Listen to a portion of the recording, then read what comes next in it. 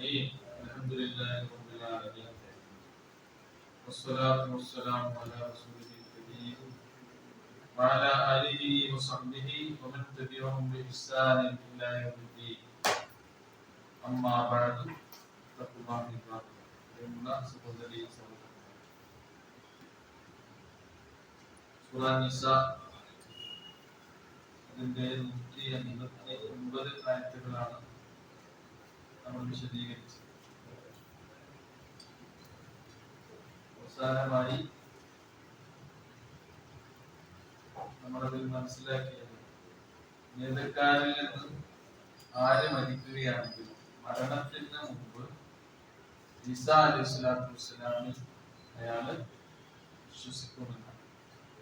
അത് വേദക്കാരനായ ആ വ്യക്തി മരിക്കുന്നതിന് മുമ്പാണോ അതല്ല ഈസാ അലൈഹിസ്സലാത്തു വസ്സലാം മരിക്കുന്നതിന് മുമ്പാണോ എന്ന ഈ രണ്ട് വിശദീകരണമാണ് ചോദ്യത്തിനുള്ള ഉത്തരമാണ്. രണ്ട് വിശദീകരണമായതിന് വന്നിട്ടുള്ളത് എന്ന് നമ്മൾ മനസ്സിലാക്കുന്നത്.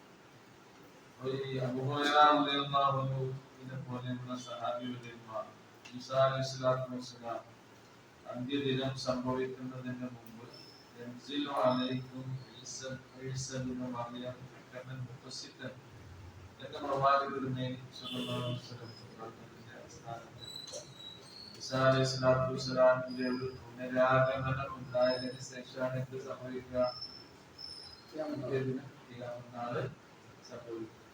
അതിനുശേഷം അങ്ങനെ ഈസാ നബി അലൈഹിസ്സലാത്തു വസ്സലാം വരികയാണ് എങ്കിൽ പിന്നീട് എല്ലാ വേദക്കാരും ആരിൽ വിശ്വസിക്കും? ഈസാ അലൈഹിസ്സലാത്തു വസ്സലാം വിശ്വസിക്കും. ആരുടെ മരണത്തിന് മുമ്പ്? ഈസാ അലൈഹിസ്സലാത്തു വസ്സലാമിന്റെ മരണത്തിന്. അപ്പൊ മറ്റൊന്നെന്താണ്? ഓരോ വേദക്കാരിൽപ്പെട്ട ആളും ഇവിടെ ജീവിച്ചുകൊണ്ടിരിക്കുന്ന ഓരോ ജൂതനും ക്രിസ്ത്യാനിയും മരണമാസന്നമാകുന്ന ആ സന്ദർഭത്തിൽ ഈസാ അലൈഹിസ്സലാത്തു വസ്സലാം ദൈവപുത്രന് അല്ല, പിന്നെയോ അല്ലാഹു നിയോഗിച്ച പ്രവാചകനാണ് എന്ന വിശ്വാസം അവനിൽ ഉണ്ടാകും. ആ നേരത്തെ വിശ്വാസം ഉണ്ടാക്കിയുള്ള കാര്യമുണ്ടോ?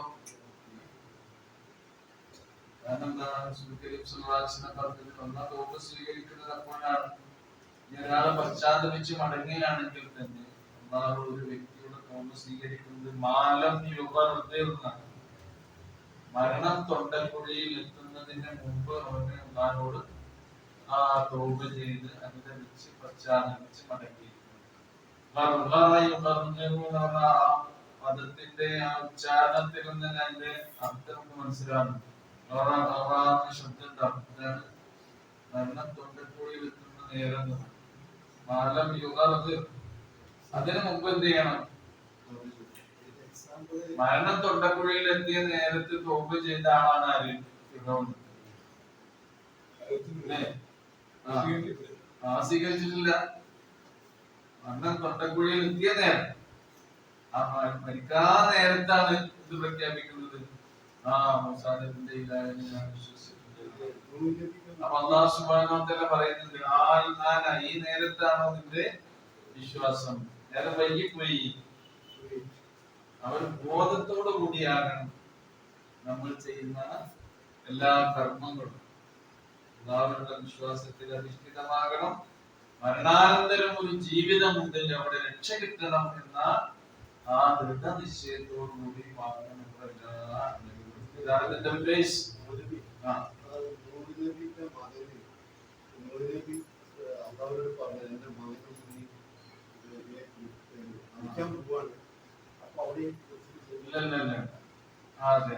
നബി അലൈഹിസ്സലാത്തു വസ്സലാം അവസാനം കപ്പലിൽ കയറാൻ പറഞ്ഞ മോനോട് പ്രളയം ഉണ്ടായപ്പോൾ പറയുന്നുണ്ട്. പക്ഷേ മകൻ എന്താ പറയുന്നത്?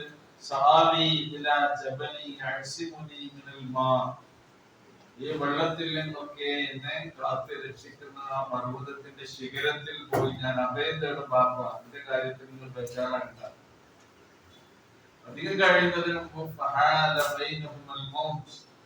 ആ പിതാവിന്റെയും മകന്റെയും ഇടയിൽ വലിയ തിരമാല വന്ന് മറയിട്ടു. അവൻ അതിൽ മുങ്ങി മരിച്ചവരുടെ കൂട്ടത്തിൽ ഉൾപ്പെടുകയും ചെയ്തു. അവന്റെ രക്ഷ ഉണ്ടായിട്ടുണ്ട്. നബി ബാപ്പാനോട് പറഞ്ഞിട്ടുണ്ട്, എന്റെ കുടുംബത്തെ രക്ഷിക്കുന്ന പറഞ്ഞിട്ടില്ലേ, എന്റെ മോൻ എന്റെ കുടുംബത്തിൽപ്പെട്ടവനല്ലേ എന്ന് പറഞ്ഞപ്പോ അല്ലാഹു സുബ്ഹാനഹു വ തആല പറയുന്നതാ, ഫഇന്നഹു അമലുൻ ഗൈറു സാലിഹ്, നിന്റെ ഈമാൻ ഉൾക്കൊണ്ട ആൾക്കാരാണ് നിന്റെ കുടുംബക്കാർ.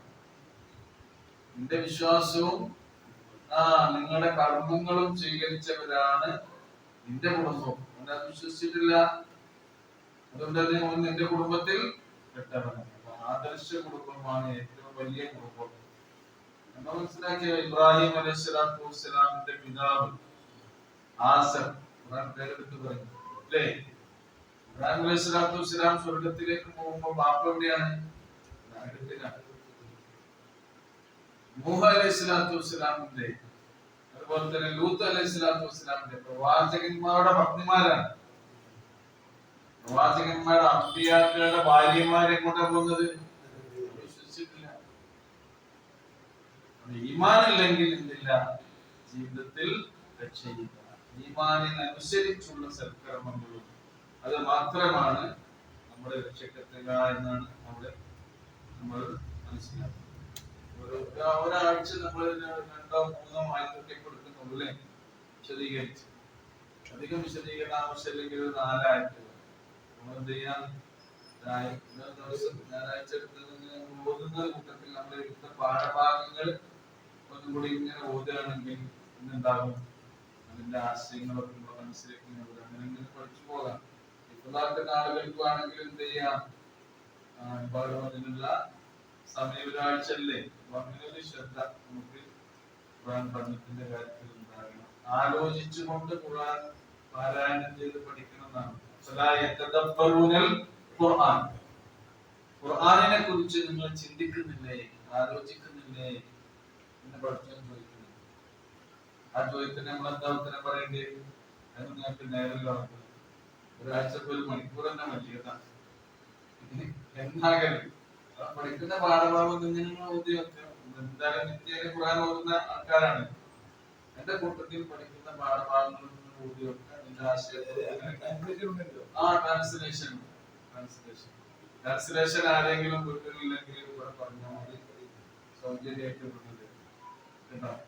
ആരെങ്കിലും വീട്ടിൽ ഖുർആൻ ട്രാൻസ്ലേഷൻ ഉണ്ടെങ്കിൽ നമുക്ക് നോക്കിയാൽ മതി. സൂറത്തും പിന്നെ നിസാ 120 ആയത്താണ് ഓരോ അടയാളം. ഇനിയിപ്പോ 2-3 ആയത്തെ നിൽക്കും. ഇനി വരുന്ന കമ്പ്യൂട്ടറുകളുടെ പേരൊക്കെ പറഞ്ഞുകൊണ്ടുള്ള ആയത്താണ്. അധികം വിശദീകരിക്കണ്ട. നമുക്ക് എന്ത് ചെയ്യാം, അതിങ്ങനെ ഓതി പോവുകയും ചെയ്യും. നമ്മൾ വീട്ടിലത് വേണം. എല്ലാ ദിവസവും ഓതുമ്പോൾ സാധാരണ ഓതുന്ന ഖുർആൻ പാരായണങ്ങൾ നടത്തിക്കൂടി നമ്മൾ ഈ പഠിക്കുന്ന പാഠഭാഗങ്ങളൊക്കെ പ്രത്യേകം ചെയ്യാം. നിങ്ങൾ ഖുർആനെ കുറിച്ച് ചിന്തിക്കുന്നില്ലേ എന്ന് ചോദിച്ചിട്ട് അവർ രണ്ടാമത് ചോദിക്കുന്നതാണ്. അവരുടെ ഹൃദയങ്ങൾക്ക് കൂട്ടുകളുണ്ടോ? ഹൃദയങ്ങൾക്ക് കൂട്ടുകൾ. എന്ന് പറഞ്ഞാൽ കൂട്ടുകൾ. അവരുടെ ഹൃദയങ്ങൾക്ക് കൂട്ടുകൾ ഇട്ടിട്ടുണ്ടോ എന്നാണ്. ഒരു കൂട്ടുമല്ല, മനസ്സിന് നമ്മൾ ഒരുപാട് കൂട്ടുകൾ ഇട്ടു. മനസ്സിനുള്ള കൂട്ട് ഏതാണ്? അല്ലേ? അതായത് പറഞ്ഞ മനസ്സിലുള്ള കൂട്ട്. ഒന്നാമത്തെ കൂട്ട് എന്തായിരിക്കുന്നു? നമ്മുടെ തന്നിഷ്ടങ്ങളുടെ കൂട്ടുകളാണ്. ദേഹേച്ഛ എന്നുള്ള പറയില്ലേ, ഹവ. എല്ലാവർക്കും മനസ്സിലാകും. ഹവ എന്ന് പറഞ്ഞാൽ ദേഹേച്ഛ എന്ന് പറഞ്ഞാൽ തന്നിഷ്ടങ്ങൾ. അതിന് മനുഷ്യൻ മുൻകൂട്ടിയെ പഠിക്കണം. പിന്നെ രണ്ടാമത്തെ കൂട്ട് എന്തായിരിക്കുന്നു? ദുനിയാവിനോടുള്ള ഇഷ്ടം, പ്രതിപത്തി, സ്നേഹം. ദുനിയാവിനെ വല്ലാതെ കിട്ടിമറി. ദുനിയാവിനെ മറക്കണമെന്ന് ഇസ്ലാം പറയുന്നില്ല, ഖുർആൻ പറയുന്നില്ല, ഖുർആൻ പറയുന്നു ഇല്ല. എന്ത് ചെയ്യണം?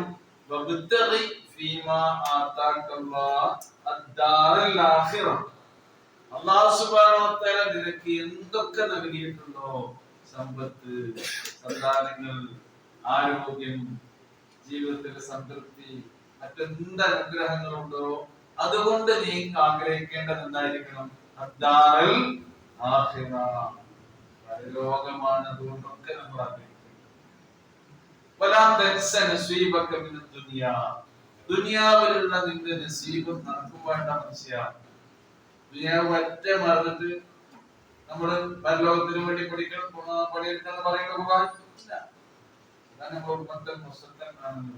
നമ്മുടെ ദുആ എന്താണ്? റബ്ബന ആതിന ദുനിയാവ് മറക്കേണ്ടതില്ല. റബ്ബന ആതിന ഫിദ് ദുനിയ ഹസന, ദുനിയാവിലെ ഹസനത്ത് കൊണ്ട് റബ്ബേ. അത് മുഖേന എന്തുണ്ടാക്കണം? ഫിൽ ആഖിറ ഹസന. എന്തുകൊണ്ടാണ് നമ്മൾ ആഖിറത്തിൽ ഹസനത്ത് ഉണ്ടാക്കേണ്ടത്? ദുനിയാവിലെ ഹസനത്ത് കൊണ്ടാണ്. അല്ലേ? നല്ല നിലക്ക് നമുക്ക് ഇബാദത്ത് ചെയ്യണമെങ്കിൽ ദുനിയാവിൽ എന്ത് വേണം? ആരോഗ്യം വേണം. അല്ലേ? ദുനിയാവിന്റെ ആരോഗ്യം, നല്ല ആരോഗ്യം ഉണ്ടെങ്കിൽ നമുക്ക് നല്ല നിലക്ക് പിന്നെ ഇബാദത്ത് ചെയ്യാൻ കഴിയുള്ളൂ. നിസ്കാരത്തിന് ശേഷം പ്രാർത്ഥിക്കുന്ന പ്രാർത്ഥന എന്താ? അല്ലാഹുമ്മ അഇന്നി അലാ ദിക്രിക വ ശുക്രിക. പിന്നെന്താണ്? വഹുസ്നി ഇബാദതിക. മൂന്ന് കാര്യത്തിൽ പഠിച്ചോനെ നീ എന്നെ സഹായിക്കണം. ആ കാര്യത്തിൽ സഹായം വേണം. ഇത് ആ സമയത്ത് പ്രത്യേകം പ്രാർത്ഥിക്കുന്നുണ്ട്. അല്ലാഹുമ്മ അഇന്നി, നീ എന്നെ സഹായിക്കണം. നിന്നെ ഓർക്കാൻ, അല്ലാഹുവിനെ ഓർക്കുന്ന ഒരു മനസ്സ്. നിനക്ക് ശുക്ർ ചെയ്യാൻ, നന്ദി ചെയ്യാൻ, അല്ലാഹുവിന്റെ അനുഗ്രഹങ്ങൾക്ക് നന്ദി കാണിക്കുന്ന ഒരു മനസ്സ്. നല്ല നിലയിൽ നിനക്ക് ഇബാദത്ത് ചെയ്യാനുള്ള ഒരവസ്ഥ. അതിന് എന്നെ നീ സഹായിക്കണേ റബ്ബേ. നമുക്ക് നമ്മൾ ദുആ ചെയ്യാനാണ്. നമ്മൾ ദുനിയാവില് ഹസനത്ത് ഉണ്ടാക്കിയില്ലെങ്കിൽ പരലോകത്ത് അത് മുഖേന നമുക്ക് ദുനിയാവിലൂടെ എന്ത് കിട്ടണം? അതുകൊണ്ടാണ് റബ്ബന ആതിന ഫിദ് ദുനിയ ആദ്യം പറഞ്ഞത്. ദുനിയാവിലല്ലേ നമ്മൾ ജീവിക്കുന്നത്. ഈ ദുനിയാവ് നന്നായാലേ പരലോകം അവിടെ നന്നാകുള്ളൂ. ഇവിടെ മനസ്സും നന്നാകണം. കൂട്ട് എന്ത് ചെയ്യണം? മനസ്സില് നമ്മൾ ഇടുന്ന കൂട്ടുകളെ അതുകൊണ്ട് ആ കൂട്ടുകളൊക്കെ നമ്മൾ തട്ടി മാറ്റണം. അതിനൊക്കെ തുറന്നു നോക്കണം. അപ്പൊ ഖുർആൻ നമ്മുടെ മനസ്സിലേക്ക് ഇങ്ങനെ കയറി. അങ്ങനെയാണ് ഖുർആൻ മനസ്സിലുണ്ടോ എന്തായാലും അതിന്റെ ഒരു ബർക്കത്ത്, അതിന്റെ ഒരു അനുഗ്രഹം, അല്ലാഹുവിന്റെ ഒരു രക്ഷ നമുക്കുണ്ടാവും. ഖുർആനുമായി എത്ര നമ്മൾ ബന്ധപ്പെടുന്നുണ്ടോ അതിനനുസരിച്ച് അല്ലാഹ് നമ്മുടെ പരിഗണിക്കും. നമ്മുടെ കാര്യങ്ങളൊക്കെ അല്ലാഹുവിന്റെ കലാം നമ്മുടെ രക്ഷയ്ക്ക് വേണ്ടി അവർ അവതരിപ്പിച്ചു എന്നതാണ്. ആ ഒരു ബാബരി സംഗതി ഉണ്ടാകണം എന്ന് പറയുന്നു. ഓക്കെ, അപ്പൊ 160 മുതൽ നമ്മള് ആദ്യം ബനി ഇസ്രായേലിന്റെ കാര്യം പറഞ്ഞു. പിന്നെ അതിന്റെ ഇടക്ക് ആരുടെ കാര്യം പ്രത്യേകം പറഞ്ഞു? ഈസാ അലൈഹി സ്വലാത്തു വസ്സലാമിന്റെ കാര്യം പറഞ്ഞു. ഇനിയും ആരെ കുറിച്ച് തന്നെയാണ് പറയാൻ പോകുന്നത്? ജൂത സമൂഹത്തെ കുറിച്ച് തന്നെയാണ് അല്ലാഹു സുബ്ഹാനഹു വ തആല പറയുന്നത്. 160 ആയത്തിൽ നോക്കാം. فبظلم من الذين هادوا حرمنا عليهم طيبات أحلت لهم وبصدهم عن سبيل الله كثيرا. അവിടെ فبظلم من الذين هادوا, ظلم എന്ന് പറഞ്ഞാൽ അക്രമം. فبظلم, അതിനാൽ അക്രമം കൊണ്ട്. ആരുടെ അക്രമം കൊണ്ട്? മിനല്ലദീന ഹാദു, യഹൂദ മതം സ്വീകരിച്ചവരുടെ. അല്ലദീന ഹാദു എന്ന് പറഞ്ഞാൽ ജൂതന്മാർ, യഹൂദ മതം സ്വീകരിച്ചവരുടെ അക്രമം കൊണ്ട്. അതേപോലെ തന്നെ ഒരു കാര്യം എന്താണ്? അവരുടെ അക്രമം, ദുൽമാണ്. പിന്നെയോ രണ്ടാമത്തെ കാര്യമോ وبصدهم عن سبيل الله كثيرا. രണ്ടാമത്തെ കാര്യം അതാണ്. അതെ, ഞാൻ പറയട്ടെ. ആദ്യ ഭാഗം അവസാന ഭാഗം ഒക്കെ പറയുന്നത് അല്ലേ? അതിന്റെ റിസൾട്ട് ആണ് അതിൽ പറയുന്നത്.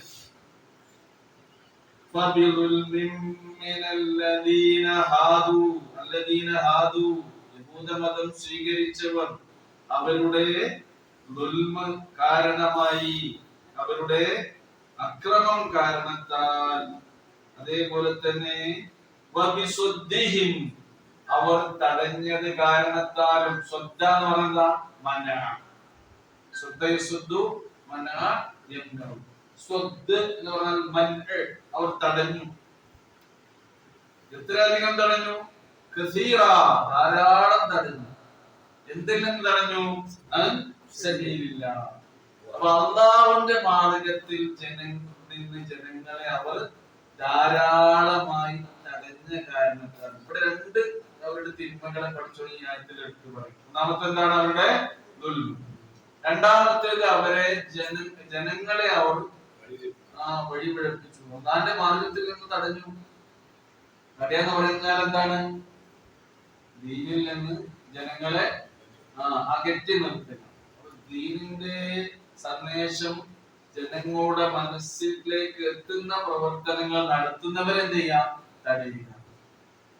അങ്ങനെയുള്ള ശ്രമങ്ങളെ എന്ത് ചെയ്യുക? തടയുക. അതിനെ പ്രോത്സാഹിപ്പിക്കുകയോ അതിനെ പിന്തുണയ്ക്കുകയോ ചെയ്യാതിരിക്കുക. അതൊക്കെ ഇത് കുറച്ചൊന്നല്ല അവർ ചെയ്തത്, ധാരാളമായി ചെയ്തു. അതിനാൽ അല്ലാഹു എന്ത് ചെയ്തു?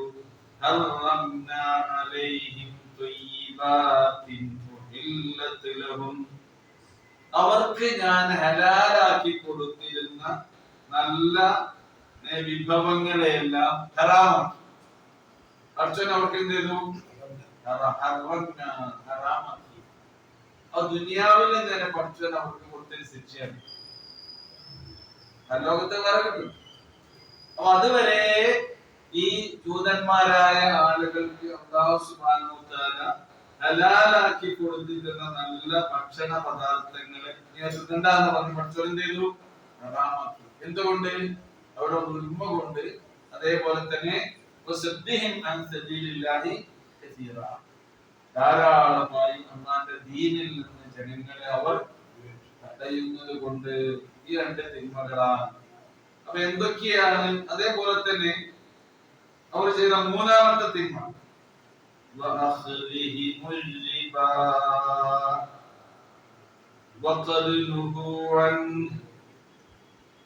അവരിൽ നിന്ന് അവർക്ക് വിലക്കിയിരുന്ന വിലക്കി, വിരോധിച്ചു. പലിശ അവർക്ക് നിഷിദ്ധമായിരുന്നു.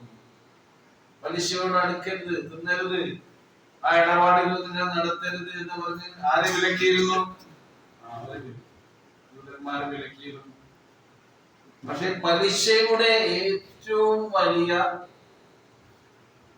ഉപഭോക്താക്കളായി തീർന്നത് ആരാണ്? ഇന്നും ആരെന്നെയാണ് സ്റ്റാർട്ട് ചെയ്തത്? അവരെന്നെയാണ്. പലിശയുടെ ഇടപാടുകൾ അതിന്റെ എല്ലാവിധ സംരംഭകരുമായി മാറിയിരുന്നത് ആരാണ്? ജൂതന്മാർ. പഠിച്ചോനെ അവർ വിലക്കിയിരുന്നതാണ്.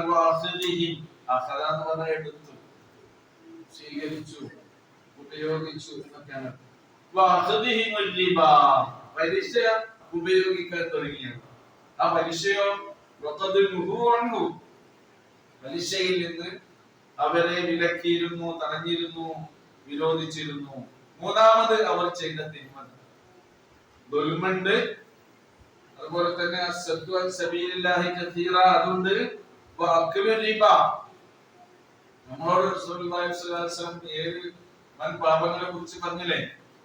7 വൻ പാപങ്ങൾ. ആ പാപങ്ങളുടെ അവസ്ഥ റസൂൽ സ്വല്ലല്ലാഹു അലൈഹി വസല്ലം വിശദീകരിച്ചെന്താണോ? അസ്സബഉൽ മൂബിഖാത്ത് എന്നാണ്. മൂബിഖാത്ത് എന്ന് പറഞ്ഞാൽ അൽ മുഹ്ലികാത്ത്, ഔബഖ എന്ന് പറഞ്ഞാൽ അഹ്ലക എന്നാണ്. അഹ്ലക എന്താ? തൊലച്ചു കളഞ്ഞു, നശിപ്പിച്ചു കളഞ്ഞു. അസ്സബഉൽ മൂബിഖാത്ത് എന്ന് പറഞ്ഞാൽ അസ്സബഉൽ മുഹ്ലികാത്ത്, നിങ്ങളുടെ മുഴുവൻ സൽക്കർമ്മങ്ങളെയും നശിപ്പിച്ചു കളയുന്ന 7 അത് നിങ്ങളിൽ ഉണ്ടായാൽ പിന്നെ എല്ലാ സൽക്കർമ്മങ്ങളും തകരുന്നത്. പിന്നെ പഠിച്ചവരെ സ്വീകരിക്കോ? ഇല്ല. അതിൽപ്പെട്ടതാണ് എന്ത്? അക്ലു റിബ, പലിശ തിന്നുക. വഅക്ലു മാലുൽ യതീം, അനാഥകളുടെ സ്വത്ത് തിന്നുക. മുൻഗണനക്രമം ഇങ്ങനെ നോക്കുകയാണെങ്കിൽ ഒന്നാമത്തേത് അശ്ശിർക്ക്, ശിർക്കാണ്. പിന്നെ അശ്ശിഹ്, വഖത്ലുൻ നഫ്സ്, മനുഷ്യന്മാരെ കൊല്ലുക. പിന്നെയാണ് വഅക്ലു റിബ, പിന്നെയോ വഅക്ലു മാലുൽ യതീം.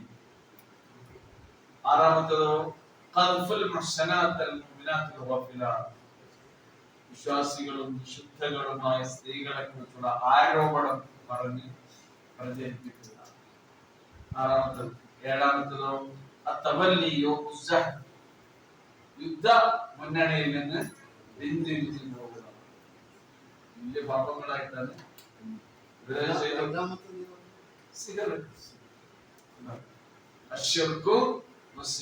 രണ്ടാമത്തെ എഴുത്തുണ്ടെങ്കിൽ എന്താ സിഹറിൽ എന്ത് വരുന്നുണ്ട്?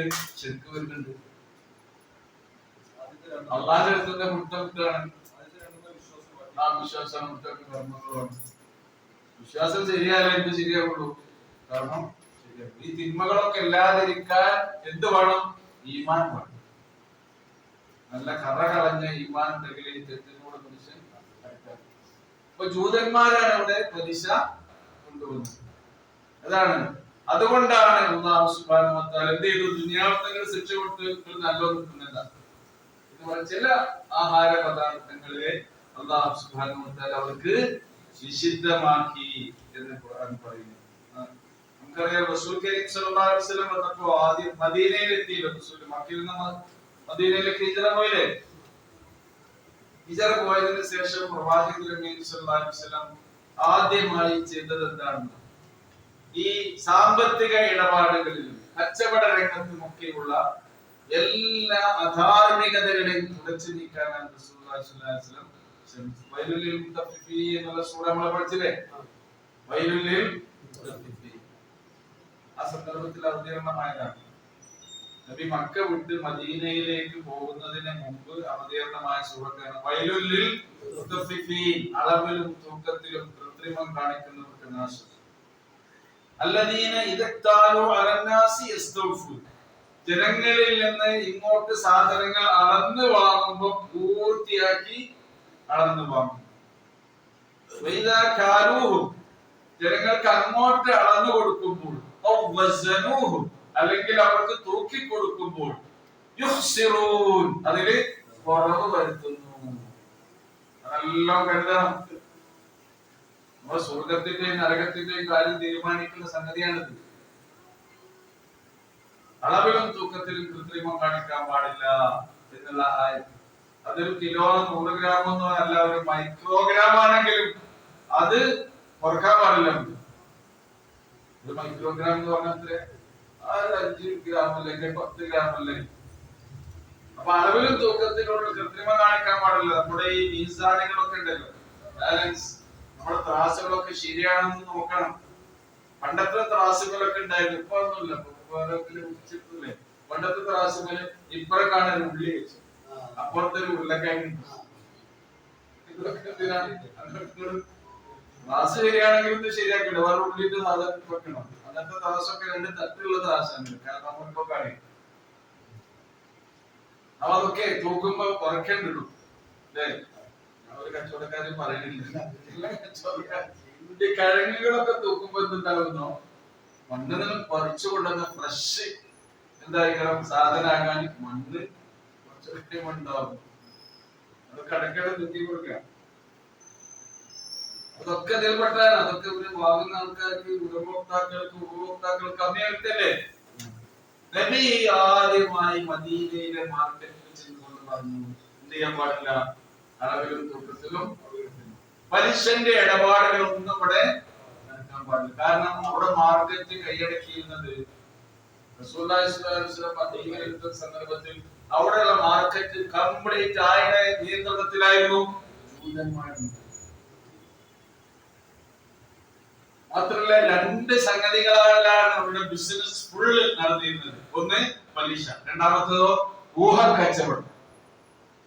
ഊഹക്കച്ചവടം എന്ന് പറഞ്ഞാൽ എന്താ? ഉടമസ്ഥതയിലില്ലാത്ത വസ്തുക്കളെ വിൽക്കുന്നതിനാണ് എന്താ പറയാ? ഊഹക്കച്ചവടം. എന്റെ കയ്യിൽ ഒരു സാധനം ഇല്ല, എന്റെ മിൽക്കിലില്ല, എന്നിട്ട് ഞാൻ എന്ത് ചെയ്യാം? അത് വില പറഞ്ഞിട്ട് വേറെ ആൾക്ക് വിൽക്കത്തില്ലേ? ബിസിനസ്സുകാർ ഇവിടെ ഉണ്ടാവും.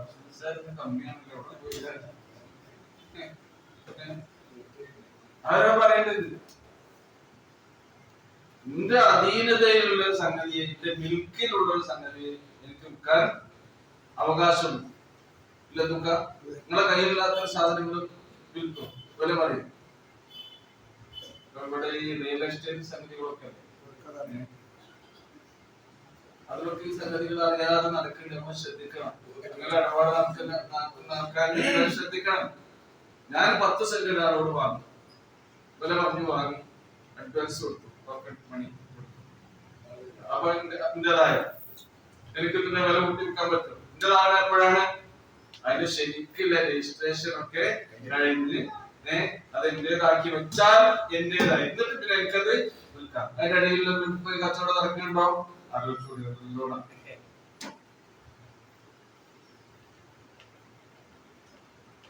ഇതാരുടെ പണിയായിരുന്നു? ഉയരുക, വളരുക, പദത്തിന്റെ അർത്ഥം. അതിൽ നിന്നാണ് എന്ത് വരുന്നത്? ദീപ വരുന്നത്. നമ്മുടെ സാമ്പത്തികമായ ഒരു ഉയർച്ചയും ഒരു വളർച്ചയും ഹലാലല്ലാത്ത രൂപത്തിലാകാൻ പാടില്ല എന്നാണ് പറയുന്നത്. അള്ളാഹ് അനുവദിച്ച മാർഗത്തിൽ മാത്രമേ അത് ആകാൻ പാടുള്ളൂ. അതിൽ ബർക്കത്ത് ഉണ്ടാകുള്ളൂ. അല്ലെങ്കിൽ ഈ പറഞ്ഞ മാതിരി ഇത് അള്ളാഹു സുബ്ഹാനഹു വ തആല ദുനിയാവിൽ അവർക്ക് പ്രത്യക്ഷമായി നൽകിയിട്ടുള്ള ഒരു ദോഷാണ്. ഇത് നിങ്ങൾ അങ്ങനെ സുഖിക്കണ്ടെന്ന് പറഞ്ഞിട്ട് ഹലാലായ ത്വയ്യിബാത്തായ സംഗതി അള്ളാഹ് ഇനി ഇതിൽ തിന്നണ്ടെന്ന് പറഞ്ഞവർക്ക് ഹറാമാക്കി. മൂന്നാമത്തെ നാലാമത്തെ എന്താണ്? വാക്കിലിഹിം അംവാലൻ നാസി ബിൽ ബാതിൽ. വാക്കിലിഹിം അവർ തിന്ന കാരണത്താൽ. ഒന്നാമത്തെ എന്തായിരുന്നു? ദുൽമ്. രണ്ടാമത്തെ എന്തായിരുന്നു? സദ്ദുൻ നാസൻ സബീലില്ലാഹ്. സദ്ദാണ് പറഞ്ഞാൽ തടയുക. സദ്ദ് എന്ന് പറഞ്ഞാൽ സീനാണെങ്കിലും സദ്ദ എന്ന് പറഞ്ഞാൽ എന്താ? സദ്ദ് എന്ന് പറഞ്ഞാൽ തടഞ്ഞു നിർത്തുന്ന അണക്കെട്ടുകൾക്കൊക്കെ എന്താ പറയാ? സദ്ദ് അല്ലേ? സദ്ദ് എന്ന് പറഞ്ഞാൽ തന്നെ വന്നിട്ട്. പിന്നെ മൂന്നാമത്തേത് അഖ്ദു ദീപ. അഖ്ദ് എന്നാണ്.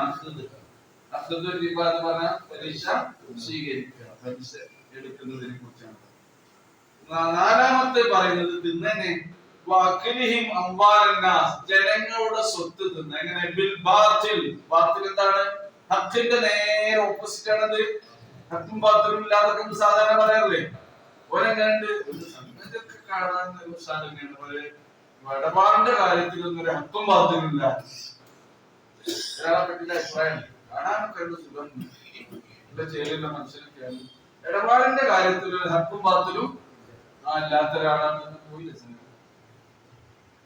അപ്പോ ജനങ്ങളുടെ സമ്പത്ത് ബാത്തിലായ രീതിയിൽ അന്യായമായ നിലക്ക് ഭക്ഷിക്കുന്നവരാണ് ആര്? അതിനാൽ പഠിച്ചോൻ എന്ത് ചെയ്തു? അവിടെ നോക്കൂ, നമ്മൾ ഇടയ്ക്ക് നിർത്തി വെച്ചോ.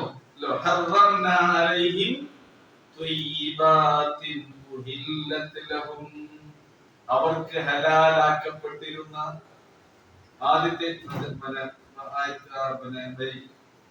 അത് നാം എന്ത് ചെയ്തു? ഹറംന, നാം അവർക്ക് ഹറാമാക്കി. നിങ്ങൾക്കത് തിന്നണ്ട. നിങ്ങളെ തിന്നണ്ടാണോ? ഇവർക്ക് ഇത് ഹറാമാക്കിയ സന്ദർഭത്തില് മാത്രമല്ല റസൂൽ കരീം സല്ലല്ലാഹു അലൈഹി വസല്ലമയോട് അവർ പല ചോദ്യങ്ങളും ചോദിച്ചതിനെ കുറിച്ച് നമ്മൾ അങ്ങനെ പണ്ട് പറഞ്ഞിട്ടുണ്ടല്ലോ. സൂറ ആലി ഇംറാനിലെ 93-ാമത്തെ ആയത്തിൽ പറയുന്നുണ്ട്, കുല്ലു ത്വആമി കാന ഹില്ലൽ ലിബനി ഇസ്രായീല ഇല്ലാ മാ ഹറമ ഇസ്രായീലു അലാ നഫ്സി من قبل أن تنزل التوراة. التوراة അവതരിക്കുന്നതിന് മുമ്പ് കുല്ലു തആം കാന ഹില്ലൽ ലിബനി ഇസ്രായീൽ, എല്ലാ ഭക്ഷണ പദാർത്ഥങ്ങളും ബനി ഇസ്രായേലിയർക്ക് എന്തായിരുന്നു? ഹലാലായിരുന്നു. ഹില്ല്, കുല്ലു തആം ഹില്ലൽ ലിബനി ഇസ്രായീൽ. അതിൽ ഒന്ന് മാത്രം. ഒന്നെന്താണോ? അവർക്കല്ലത്. ഇസ്രായേൽ തനിക്ക് മാത്രം ഹറാമാക്കി എന്ന് പറഞ്ഞാൽ ഞാൻ അത് തിന്നുന്നില്ല എന്ന് പറഞ്ഞു. ഇസ്രായേൽ എന്ന് പറഞ്ഞ ആരാ? ഇസ്രായേൽ ഏത് നബിയാ? ഏത് നബിന്റെ പേരാണ്?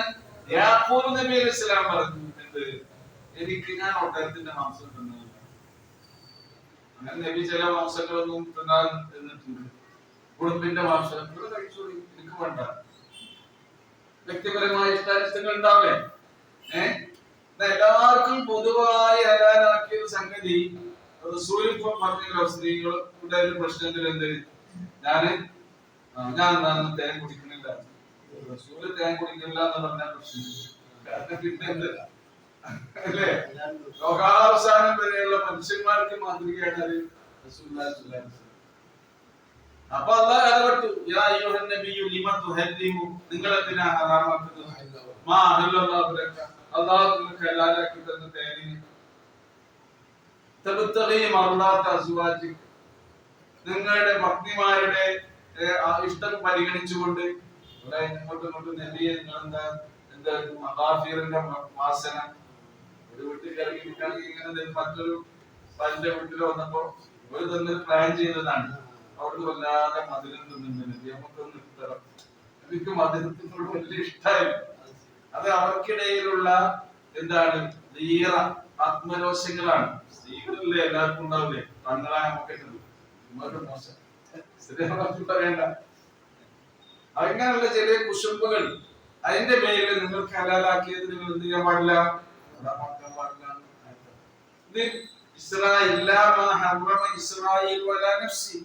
യാക്കൂബ് അലൈഹിസ്സലാം പറഞ്ഞിരുന്നു കൂട്ടത്തിന്റെ അപ്പൊ ജൂതന്മാര് ഇങ്ങനെ നബിയോട് ചോദിക്കാൻ പറഞ്ഞു, നീ ഇബ്രാഹിമിന്റെ മില്ലത്താണെന്ന് പറയുന്നുണ്ടല്ലോ, എന്നിട്ട് എന്താ ഒട്ടകത്തിന്റെ മാംസം തിന്നുന്നത്? ഒട്ടകത്തിന്റെ മാംസം തിന്നാൻ പാടില്ല എതിരുണ്ട്. ഒരു കിതാബിലുണ്ടല്ലോ, ഇബ്രാഹിമി മില്ലത്തിൽ പെട്ടതല്ലേ. അത് നബി പറഞ്ഞില്ല, ഇബ്രാഹിം നബി ഒട്ടകത്തിന്റെ മാംസം ഹറാമാക്കിയിട്ടുണ്ട്. അത് ആർക്കേ വേണ്ടെന്ന് പറഞ്ഞിട്ടുള്ളൂ? ഇല്ലാമാ ഹറമ ഇസ്രായീൽ ഇല്ലാമാ ഹറമ യാഖൂബ് അലാ നഫ്സിഹി. യാഖൂബ് അലൈഹിസ്സലാമിന് ഒട്ടകത്തിന്റെ മാംസം വേണ്ടാന്ന് പേഴ്സണൽ കാര്യമാണ്, ഇഷ്ടമാണ്. അതല്ലാത്തതെല്ലാം അവർക്ക് എന്തായിരുന്നു? ഹലാലാക്കിയിരുന്നു. എന്നാൽ അല്ലാഹു സുബ്ഹാനഹു വ തആല ഇവിടെ പറഞ്ഞല്ലോ, അല്ലാഹു നിങ്ങളെ എന്ത് ഹറംനാ അലൈഹിം ത്വയ്യിബാത്തിൻ ഉഹില്ലത് ലഹും, അവർക്ക് ഹലാലാക്കിയിട്ടുള്ള ഭക്ഷണത്തിൽ നിന്ന് നാം ചിലതിനെ എന്ത് ചെയ്തു? ഹറാമാക്കി. അത് ഏതൊക്കെയാണെന്ന് സൂറത്ത് അൻആമിലെ 146-ാമത്തെ ആയത്തിൽ പറയുന്നു. അൻആമിലെ 146-ാമത്തെ ആയത്ത് അതും കൂടി ഓതിയാൽ എന്തൊക്കെയൊക്കെ ഹറാമാക്കിയത് കൃത്യമായി മനസ്സിലാക്കാം.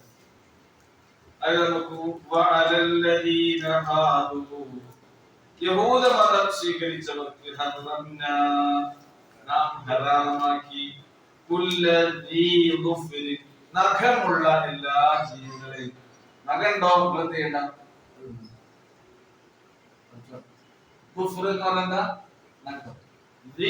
എന്ന് പറഞ്ഞാൽ നഖമുള്ള എല്ലാ ജീവികളുടെയും മാംസം ചെയ്തു അല്ലാഹു സുബ്ഹാനഹു വ തആല.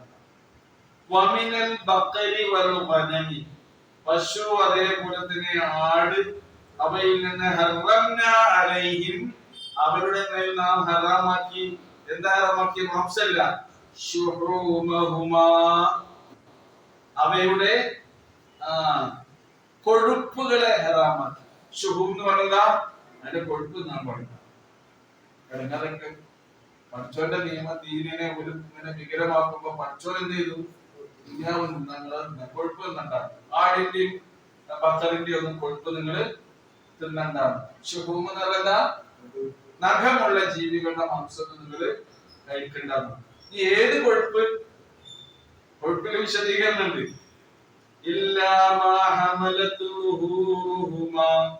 മുതുക്, ആ മൃഗങ്ങളുടെ മുതുക് വഹിക്കുന്നത് ഒഴികെ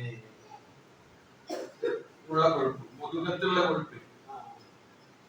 അവൽ ഹവായ, അതേപോലെ തന്നെ കുടലുകളിൽ പറ്റിപ്പിടിച്ച കൊഴുപ്പ് ഒഴികെ. ഔ മഖ്തലത ബിഅലമിൻ, എല്ലുകളിൽ പറ്റി കലർന്നിട്ടുള്ള കൊഴുപ്പ് ഒഴികെ. എത്രതാണെന്താ? കൂടിക്കലർന്നു. ഔ മഖ്തലത ബിഅലമിൻ ദാലിക ജസൈനാഹും ബിബഗീഹിം, ഇത് അവരുടെ ധിക്കാരം കാരണത്താൽ നാം അവർക്ക് നൽകിയ പ്രതിഫലമാണ്, ശിക്ഷയാണ്. വഇന്നാല സ്വാദിഖൂൻ, നിശ്ചയമായും ഇതൊക്കെ നാം സത്യസന്ധമായിട്ടാണ് വിശദീകരിച്ചു തരുന്നത്, പറയുന്നത്. അപ്പൊ ഇങ്ങനെ ഒരു സംഗതി ആർക്ക് കൊടുത്തു? അല്ലാഹു സുബ്ഹാനഹു വ തആല അവർ ചെയ്ത അവരുടെ ധിക്കാരവും അതേപോലെ തന്നെ ദീനിനോട് അവർ കാണിച്ചിട്ടുള്ള ഇത്തരം വേണ്ടാത്തരങ്ങളും അവരുടെ പ്രവർത്തനങ്ങളും സമ്പത്ത് എന്ന് പറയാൻ അതുകൊണ്ടല്ല മനുഷ്യൻ ജീവിക്കുന്നത്. അത് ഹലാലായി തീരണം, അത് പ്രതിഷേധം വരാൻ പാടില്ല. وَاعْتَدْنَا لِلْكَافِرِينَ مِنْهُمْ عَذَابًا أَلِيمًا.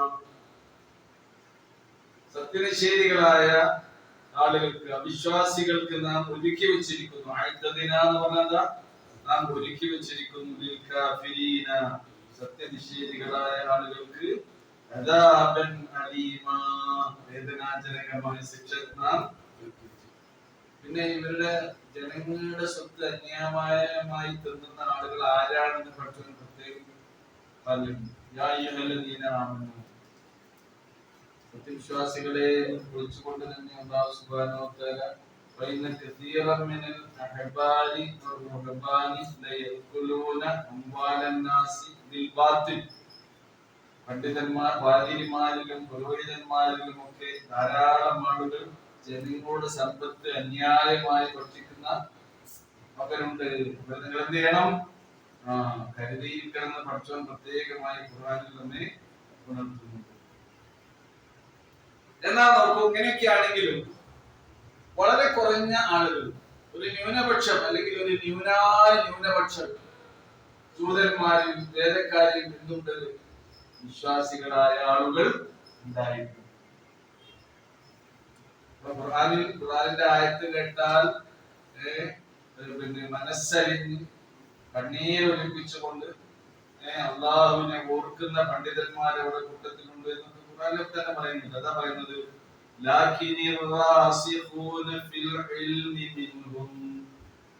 പക്ഷേ അവരുടെ കൂട്ടത്തിൽ നിന്നും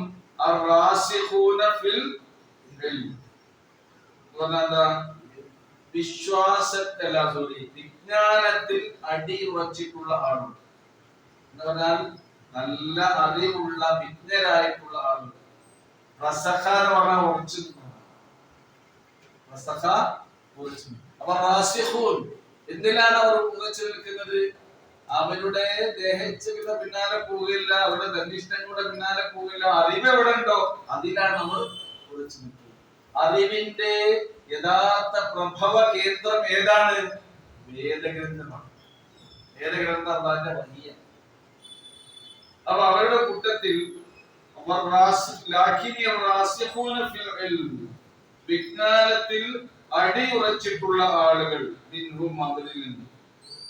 അതേപോലെ തന്നെ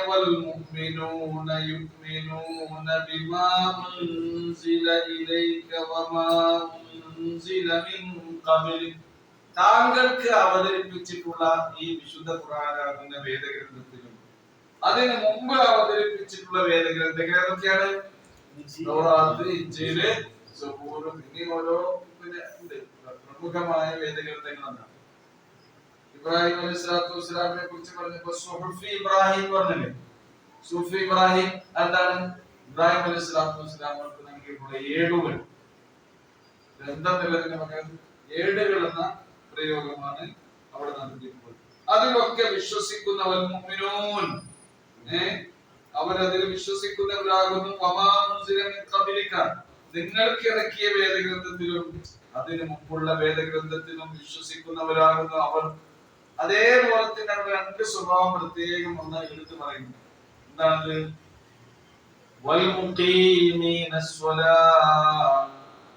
നമസ്കാരം, പ്രാർത്ഥന മുറ പോലെ നിർവഹിക്കുന്നത്.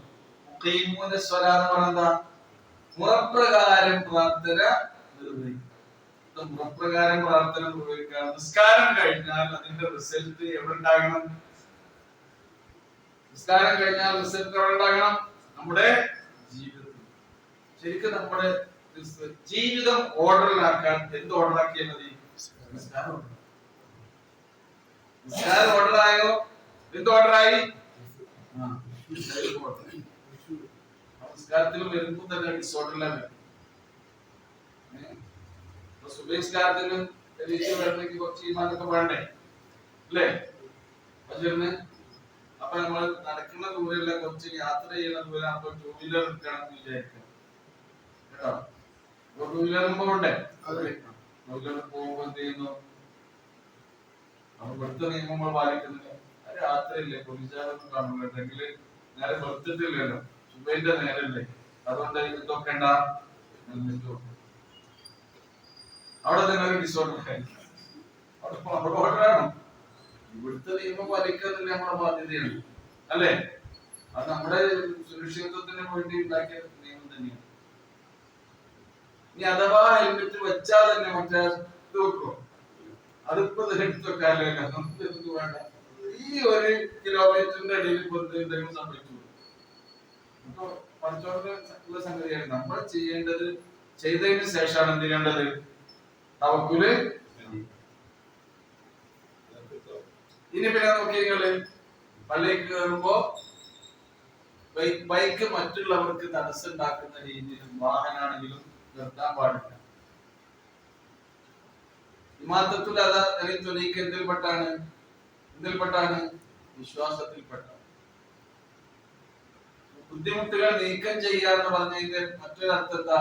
ബുദ്ധിമുട്ട് ഉണ്ടാക്കാതിരിക്കുക എന്നല്ല. എന്തെങ്കിലും സംഗതി കണ്ടാൽ നീക്കം ചെയ്യുന്നില്ല, അവിടെ വേറെ തടസ്സങ്ങൾ ഉണ്ടാക്കരുത് എന്ന് പറയുന്ന പിന്നെ ആ നിർവചനത്തിന്റെ ആശയം അല്ലേ? അതുകൊണ്ട് എന്ത് ചെയ്യാൻ പാടില്ല, മറ്റുള്ളവർക്ക് ബുദ്ധിമുട്ട്. നമ്മുടെ ബൈക്ക് കുറെ ആളുകൾക്ക് പ്രയാസം ഉണ്ടാക്കുന്ന രീതിയിൽ നിർത്തുകയാണെങ്കിൽ എന്തായി? പിന്നെ നമ്മള് വഴിയിലേക്ക് ചെരുപ്പൊക്കെ വെക്കാൻ അതിന്റെ സംഗതി, വേറെ ആൾക്കാർ ചെരുപ്പൊക്കെ ചവിട്ടിക്കാതെ ഇങ്ങനെയുള്ള സംഗതി ഒന്നും പോകണം. അതൊക്കെ എന്തായി? വെറുതെ ഓർഡർ ഉണ്ടാക്കാൻ വേണ്ടി വെറുതെ ഡിസോർഡറില് ഇതൊക്കെ ശരിക്കും ചിട്ടപ്പെടുത്തേണ്ടത് നമ്മുടെ ജീവിതം, നമ്മുടെ ഓരോ പ്രവർത്തനങ്ങളും, നമ്മുടെ ഓരോ ശീലങ്ങളും. കാരണം റസൂൽ കരീം സ്വല്ലല്ലാഹു അലൈഹി വസല്ലം നമുക്ക് നൽകിയ വലിയൊരു സന്ദേശം, ജനങ്ങളിൽ ഏറ്റവും ഉത്തമൻ ആരാണ്? അൻഫഉഹും ലിന്നാസ്, ജനങ്ങൾക്ക് ഏറ്റവും ഉപകാരം ചെയ്യുന്ന ആളാണ്. നമ്മളെ കൊണ്ട് വേറെ ആൾക്ക് ഒരു ബുദ്ധിമുട്ട് ഉണ്ടാകരുത് എന്നുള്ളത് നിസ്കാരം കൊണ്ട് കിട്ടേണ്ട ഏറ്റവും വലിയ റിസൾട്ട് തന്നെയാണ്. ഇന്ന സ്വലാത്ത തൻഹാ അനിൽ ഫഹ്ശാ വൽ മുൻകർ. ഫഹ്ശ എന്ന് പറഞ്ഞാൽ മ്ലേച്ഛത, ഫാഹിഷത്ത് എന്നൊക്കെ പറയും. മുൻകർ എന്ന് പറഞ്ഞാൽ നല്ലതല്ലാത്ത എല്ലാ കാര്യങ്ങൾക്കും എന്ത് പറയും? മുൻകർ. എല്ലാ നല്ല കാര്യങ്ങൾക്കും മഅറൂഫ് എന്നാണ് ഖുർആനിൽ അങ്ങനെ പറഞ്ഞിട്ടുണ്ട്. നല്ല വാക്കിന് എന്താ ഖുർആനിൽ പറയുന്നു? ഖൗലുൻ മഅറൂഫ്, നല്ല വാക്ക്. അത് വേറെ ഓപ്പോസിറ്റ് ആണ്. നമ്മുടെ ജീവിതത്തിൽ ഒരു അരുതായ്മകളും ഇല്ലാതെ നമ്മളെ സംരക്ഷിക്കുന്ന ഏറ്റവും പ്രധാനപ്പെട്ട ഒരു ഇബാദത്താണെന്ത്? അസ്സലാത്ത്.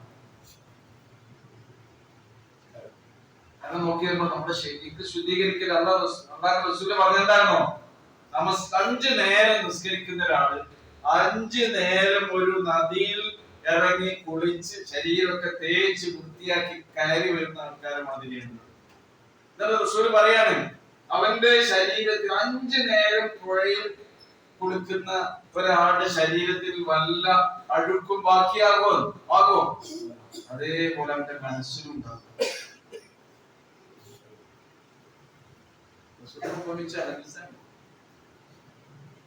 അതാണ് തൻഹാനിൽ ഫഹ്ശായി നിസ്കാരം പറഞ്ഞിടത്തൊക്കെ ഇഖാമത്തു സ്വലാത്ത് എന്നാണ്. മുറപ്രകാരം അനുഷ്ഠിക്കേണ്ട ഒന്നാണെന്ത്? നിസ്കാരം. അങ്ങനെ നിസ്കാരം നിർവഹിക്കാൻ അല്ലാഹു തൗഫീഖ് നൽകട്ടെ. അപ്പൊ അവിടെ കൂട്ടത്തിൽ ആരുണ്ട്? വൽ മുഖീമീന അസ്സലാത്ത്, നമസ്കാരം കൃത്യമായി അനുഷ്ഠിക്കുന്നവരുണ്ട്. പിന്നെ രണ്ടാമത്തെ നിസ്കാരത്തിന്റെ കൂടെ അല്ലാഹു പറഞ്ഞ എന്താ? സക്കാത്താണ്. നമ്മൾ എന്താ പറയാ? നിസ്കരിക്കുക, നോമ്പ് നിസ്കരിക്കുക, അതെ നമ്മള് പറയും. കല്യാണം ആലോചിക്കുള്ളൂ കുട്ടികൾക്കൊക്കെ. അപ്പൊ ചെക്കൻ എങ്ങനെയുണ്ട്? നിസ്കാരം നോമ്പൊക്കെ ഉണ്ടോന്നാണ്. ആരെങ്കിലും അന്വേഷിക്കാറുണ്ടോ?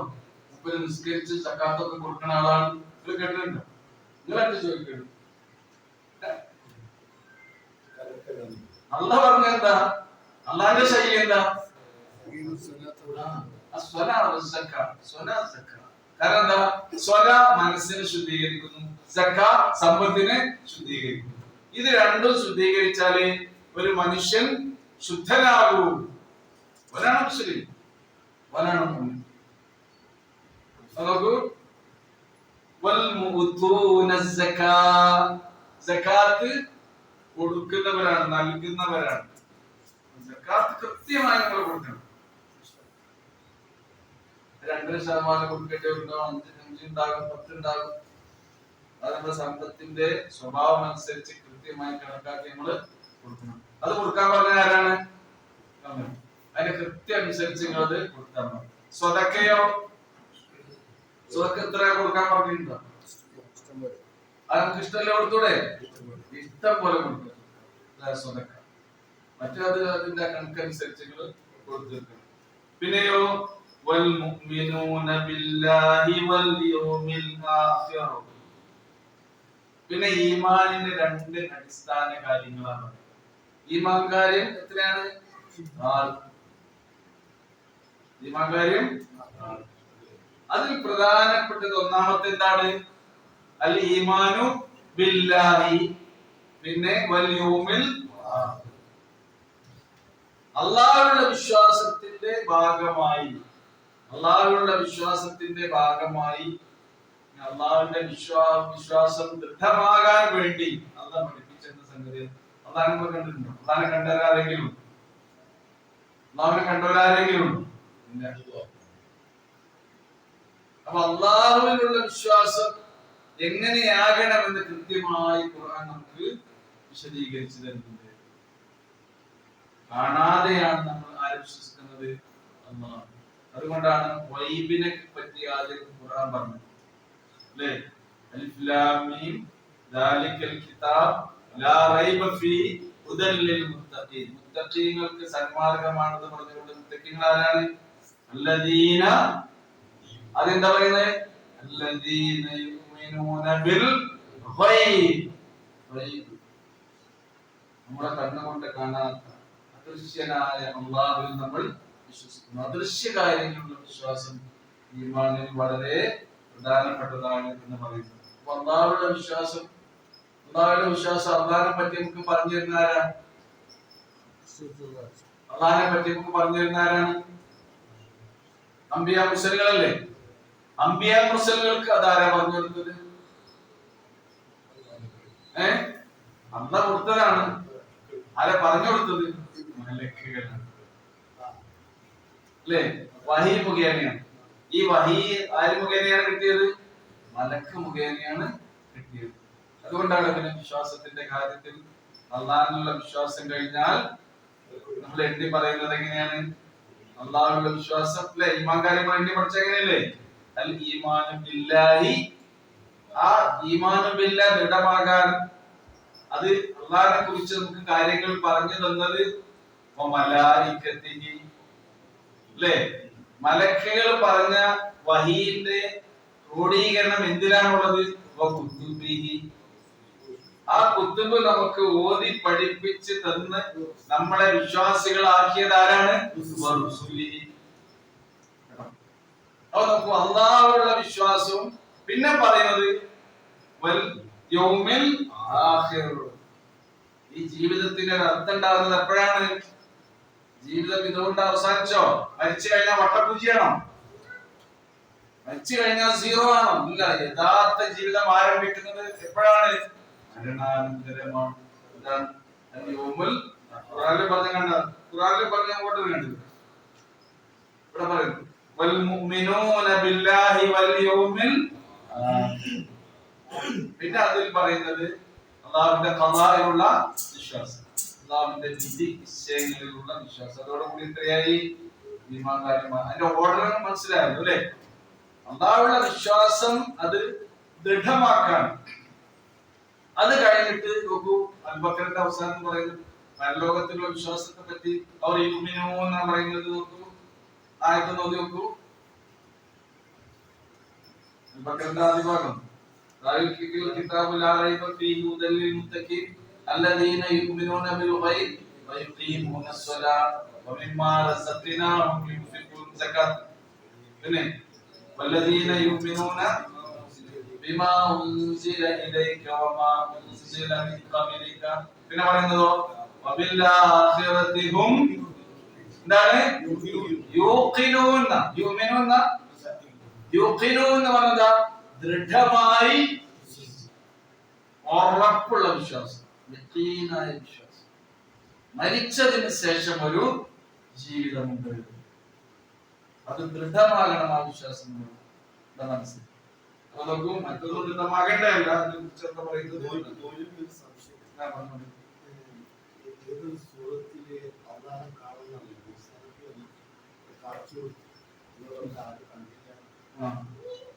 കണ്ടോ?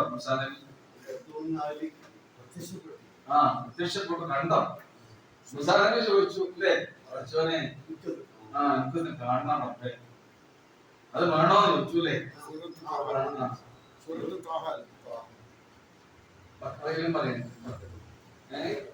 അപ്പൊ നോക്കൂ, അത് മനസ്സിനൊരു സമാധാനം കിട്ടാനല്ലേ.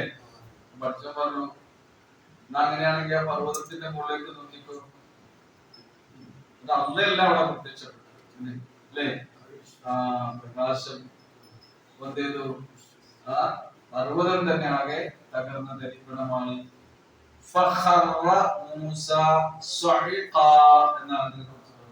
മൂസ അലൈഹിസ്സലാം ബോധരഹിതനായി. കണ്ടിട്ടില്ല കേട്ടോ, അതാണ് കാണാൻ ആർക്കും കഴിയും. കാരണം ഖുർആനിൽ തന്നെ പറയുന്നത് ലാ തുദ്രികുഹുൽ അബ്സ്വാറു വഹുവ യുദ്രികുൽ അബ്സ്വാറ വഹുവൽ ലതീഫുൽ ഖബീർ. ലാ തുദ്രികുഹുൽ അബ്സ്വാർ, ഒരു ദൃഷ്ടികൾക്കും അവനെ പ്രാപ്യമല്ല, ഒരു കണ്ണുകൾക്കും അവനെ കാണാൻ കഴിയില്ല. വഹുവ യുദ്രികുൽ അബ്സ്വാർ, എല്ലാ കണ്ണുകളെയും കണ്ടുകൊണ്ടിരിക്കുന്നവനാണ് ആര്? അല്ലാഹു സുബ്ഹാനഹു. യഅലമു ഖായിനത്തൽ അയുൻ, നമ്മുടെ കണ്ണുകളുടെ കട്ടുനോട്ടം വരെ ആരറിയും? എന്താ പറയുന്നത്? വഹുവൽ ലതീഫുൽ ഖബീർ, അവൻ സൂക്ഷ്മജ്ഞനാകുന്നു, നയജ്ഞനാകുന്നു. ആര്? അല്ലാഹു എല്ലാ കാര്യങ്ങളും സൂക്ഷ്മമായി അറിയുന്നവനാകുന്നു. നമുക്ക് കാണാൻ കഴിയില്ല, പക്ഷെ കാണണ്ടേ? കാണാൻ ആഗ്രഹമുണ്ടോ? പൂതിയുണ്ടോ? അല്ലാഹുവിനെ കാണണ്ടേ അല്ലേ? സുബ്ഹാനല്ലാഹ്. സ്വർഗസ്ഥരായ ആളുകൾക്ക് സ്വർഗത്തിൽ പ്രവേശിച്ചു കഴിഞ്ഞാൽ എല്ലാ അനുഗ്രഹങ്ങളും അങ്ങനെ ആസ്വദിച്ച് കഴിഞ്ഞുകൂടുന്ന ആ സന്ദർഭത്തിൽ അല്ലാഹു സുബ്ഹാനഹു വ തആല എന്തെങ്കിലും ഒക്കെ വേണോ ചോദിക്കും. എന്തിന്റെ കമ്മിയാണ് ഇതൊന്നും വേണ്ട. അപ്പൊ എന്നെ നിങ്ങൾക്ക് കാണണ്ടേ? കാണണം, കാണാനുള്ള ആഗ്രഹം നോക്കുവാണല്ലോ. പക്ഷെ ഈ കണ്ണുകൊണ്ട് കാണാൻ കഴിയും? ഈ കണ്ണുകൊണ്ട് കാണാൻ കഴിയോ? ഇല്ല. അങ്ങനെയാണെങ്കിൽ ആര് കാണുമായിരുന്നു? ആര് കാണുമായിരുന്നു? മൂസാ അലൈഹി സ്വലാത്തു വസ്സലാമിന് വേറെ രണ്ട് ഉത്തരം പഠിച്ചിട്ടുണ്ട്. എന്താ? അല്ലാഹുവിന്റെ ശബ്ദം കേട്ടില്ലേ, സംസാരിച്ചില്ലേ, ഡയറക്റ്റ് ആയിട്ട് മൂസാ. അതാണ് കലീമുള്ള. അടുത്ത ആയത്തിൽ വരുന്നുണ്ട്. ഇനി വരുന്നൊക്കെ അമ്പിയാക്കളുടെ പേരെടുത്ത് പറഞ്ഞുകൊണ്ടുള്ള സംസാരിച്ച് അങ്ങോട്ടും ഇങ്ങോട്ടും മൂസാനബിക്ക് പൂതി കഴിഞ്ഞില്ല. ഒബ്ജക്റ്റീവ് ടൈപ്സ് ക്വസ്റ്റ്യൻ പഠിച്ചോന്ന് ചോദിച്ചിട്ട് എസ്സേ ടൈപ്പ് ആൻസർ ആണ് ആര് പറഞ്ഞത്? മൂസാസിന്റെ. മൂസ, മൂസ എന്റെ കയ്യിൽ എന്താണ് ചോദിച്ചു. ആടിനെ വിളിച്ച് മേടിച്ചു നടന്ന വടിയുടെ കയ്യില്. അപ്പോ അതെന്റെ വടിയാണ് റബ്ബേ. ചോദ്യത്തിന് ഉത്തരായോ? 100 മാർക്കല്ലേ? അല്ലാഹുവോട് സംസാരിച്ച് പൂതി തീരാൻ മൂസ നബി അതവക്കഉ അലൈഹാ വഅഖുശു ബിഹാ അലാ ഗനമി വലിയ ഫീഹാ മആരിബ് ഉഖ്റാ. ആൻസർ കുറെ എഴുതിയോണ്ട് മാർക്ക് അധികം കൊടുക്കാൻ പറ്റുമോ? ഒരു ചോദ്യത്തിന് 1 മാർക്ക് എന്ന് പറഞ്ഞാൽ പിന്നെ 5 കൊടുക്കാൻ പറ്റുമോ അധ്യാപകർക്ക്? ഇല്ല. അതെന്റെ വടിയാണ് റബ്ബേ. അതവക്കഉ അലൈഹാ, ഞാൻ അതുകൊണ്ട് കുത്തിപ്പിടിച്ച് നടക്കുന്നുണ്ട്. വഅഖുശു ബിഹാ അലാ ഗനമി, എന്റെ ആടുകൾക്ക് പച്ചിലകൾ വീഴ്ത്തി കൊടുക്കുന്നത് ആ വടി കൊണ്ടാണ്. വലിയ ഫിഹാ മആരിബ് ഉഖ്റാ, വടിയല്ലേ, ആ വടി കൊണ്ട് എനിക്ക് വേറെയും ആവശ്യങ്ങളുണ്ട് റബ്ബേ. സംസാരിച്ചിട്ടുണ്ട്. ആ സംസാരിച്ച റബ്ബിനൊന്ന് കാണാനാണ് ബുദ്ധി. കണ്ടിട്ടില്ലട്ടോ, കാണാൻ കഴിയില്ല. നമുക്ക് കാണണ്ടേ? കാണാൻ കഴിയും. കാണാൻ എന്താണ് വേണ്ടത്? തിരുമുൽ കാഴ്ച. അതിനെന്താണ് വേണ്ടത്? ومن كان يرجو لقاء ربه فليعمل عملا صالحا ولا يشرك بعبادة ربه أحدا. നല്ല ഈമാനോട് കൂടിയുള്ള അമൽ സാലിഹ്. ومن كان يرجو لقاء ربه, തന്റെ റബ്ബിനെ കണ്ടുമുട്ടണമെന്ന് വല്ലവനും കൊതിക്കുന്നുവെങ്കിൽ എന്ത് വേണം? ഫലിയഅമൽ അമലൻ സ്വാലിഹാ, സ്വാലിഹായ അമൽ അവൻ ചെയ്യട്ടെ. പിന്നെ എന്ത് ചെയ്യാൻ പാടില്ല? അമൽ ആകെ തകർന്ന് തരിപ്പണമാകുന്ന ശിർക്ക് ഉണ്ടാകാൻ പാടില്ല. വലാ യുശ്രിക് ബിറബ്ബിഹി വലാ യുശ്രിക് ബിഇബാദത്തി റബ്ബിഹി അഹദാ, അല്ലാഹുക്ക് ചെയ്യുന്ന ഇബാദത്തിൽ ആരെയും പങ്കു ചേർക്കാതിരിക്കുക. വലഖദ് വഹിയ ഇലൈക, നിങ്ങൾക്ക് വഹി നൽകിയ പ്രധാനപ്പെട്ട കാര്യം വലഖദ് വഹിയ ഇലൈക വഇലല്ലദീന മിൻ ഖബ്ലിക, നിങ്ങൾക്ക് മുമ്പ് ഈ ലോകത്തേക്ക് അയച്ച സകലമാന പ്രവാചകന്മാർക്കും വഹി നൽകിയതാണോ? ലഇന്ന ശറക്ത, ശിർക്ക് ചെയ്യുകയാണെങ്കിൽ ലയഹബതന അമലുക, അമലുകളാകെ ഒളിഞ്ഞു പോകും, പാളിസാകും, തകർന്നു പോകും, ഫലശൂന്യമാകും. അല്ലാഹു സുബ്ഹാനഹു വ തആല നമ്മെ കാത്തുരക്ഷിക്കുമാറാകട്ടെ. അങ്ങനെ ശിർക്കിൽ നിന്ന് മുക്തമായ വിശ്വാസവും സുഹൃതങ്ങളും വെച്ചു പുലർത്താൻ ജീവിതകാലം അത്രയും അവന്റെ അതിനും എതിരുമില്ലാത്ത അനുഗ്രഹങ്ങൾ നമുക്ക് പെയ്തിറങ്ങുമാറാകട്ടെ. നമ്മുടെ ജീവിതത്തിൽ ചെറുതും വലുതുമായി രഹസ്യമായും പരസ്യമായും തട്ടിപ്പോയ ധാരാളം തെറ്റുകൾ വന്നു പോയിട്ടുണ്ട്. നിന്റെ കൃപ കൊണ്ട് കാരുണ്യം കൊണ്ട് അതെല്ലാം നിങ്ങളോട് നീ കൊടുക്കണമേ. നിങ്ങളിൽ നിന്ന് മരണപ്പെട്ടു പോയ എല്ലാവർക്കും മഗ്ഫിറത്തും റഹ്മത്തും നൽകണമേ. രോഗികൾക്ക് ശിഫയും ശമനവും നൽകണമേ. നിങ്ങളുടെ ഇടങ്ങളിലൂടെ മക്കളിലൂടെ നിങ്ങൾക്ക് നീ കൺകുളിർമ പ്രദാനം ചെയ്യണമേ. ربنا تقبل منا انك انت السميع العليم وتب علينا انك انت التواب الرحيم وصلى الله تعالى على خير خلقه محمد وعلى اله وصحبه اجمعين.